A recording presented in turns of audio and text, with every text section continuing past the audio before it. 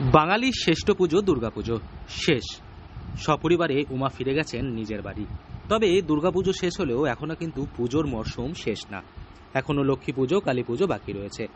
আর এই পুজোর ছুটিতে আপনি যদি প্ল্যান করে থাকেন যে বীরভূমের তারাপীঠ আসবেন, তাহলে তারাপীঠের মা তারার মন্দির দর্শন করার পর আপনি সোজা পৌঁছে যেতে পারেন এই গভীর জঙ্গলে। যে জঙ্গলে গেলে আপনি সপরিবারে অনেকটা সময় একসাথে কাটাতে পারবেন, আনন্দে মেতে উঠতে পারবেন।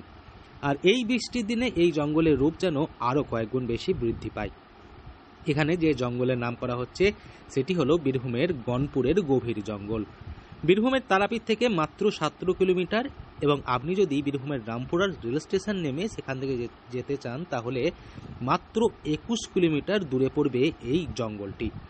রামপুরা থেকে শিউরি যাওয়ার রাস্তায় মল্লারপুর থেকে 5 কিলোমিটার দূরে বাঁধের রাস্তা দিয়ে জঙ্গলের সুন্দর দর্শন আছে। এই মন্দিরগুলো প্রায় কিছু না হলেও 500 বছরের কাছাকাছি পুরনো।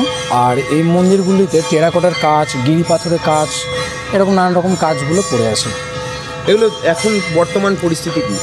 বর্তমান পরিস্থিতি বলতে এক কথায় এখন এই কেউ নিরপেক্ষ করার জন্য কেউ নেই, অ্যাকচুয়ালি কেউ মেনটেনের ব্যাপার নেই, কেউ দেখাশোনা করে না, তো এইরকম বিলুপ্তর পথে এখন ধ্বংসাবশেষ।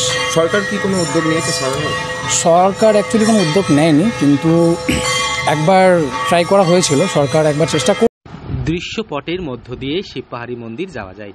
এখানেই রয়েছে কালাপাহাড়ের স্মৃতিবাহী শিব মন্দির। আপনি তারাপীঠ পুজো দিতে এসে যে কোনো ধরনের গাড়ি ভাড়া করে সোজা পৌঁছে যেতে পারেন গনপুরের গভীর জঙ্গলে। তার জন্য আপনাকে খরচ করতে হবে মাথাপিছু 50 টাকার কাছাকাছি। এছাড়াও আপনি যদি ডাইরেক্ট কলকাতা, শিয়ালদা অথবা হাওড়া থেকে যে কোনো ধরনের ট্রেন ধরে চলে আসেন তাহলে আপনি রামপুরহাট, মল্লারপুর অথবা তারাপীঠ স্টেশনে নেমে খুব সহজেই এই জঙ্গল ঘুরে আসতে পারবেন। তবে মল্লারপুর স্টেশনে নামলেই আপনার এই জঙ্গল অনেকটাই কাছে হবে, কিন্তু এই গনপুরের মধ্যে থাকার কোনো তেমন জায়গা নেই। তবে গনপুরের বনবাংলোয় থাকার ইচ্ছে থাকলে যোগাযোগ করতে হবে ডিভিশনাল ফরেস্ট অফিসারের সঙ্গে। যোগাযোগের যে নম্বর সেটি হলো 034622552262। তবে সবচেয়ে ভালো হবে আপনি যদি তারাপীঠে রাত্রিবাস করে তারপরের দিন সকালবেলায় এই জঙ্গল ঘুরে আসেন। এছাড়াও আপনি রামপুরার রেল স্টেশনে নেমে সেখান থেকে যে কোনো টোটো ভাড়া করে যে কোনো হোটেলে পৌঁছে যেতে পারেন।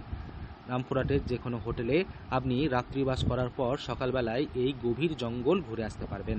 তার সাথে সুন্দর প্রাকৃতিক পরিবেশে যে শিব মন্দিরটি রয়েছে সেই শিব মন্দিরটিও দেখে আসতে পারবেন।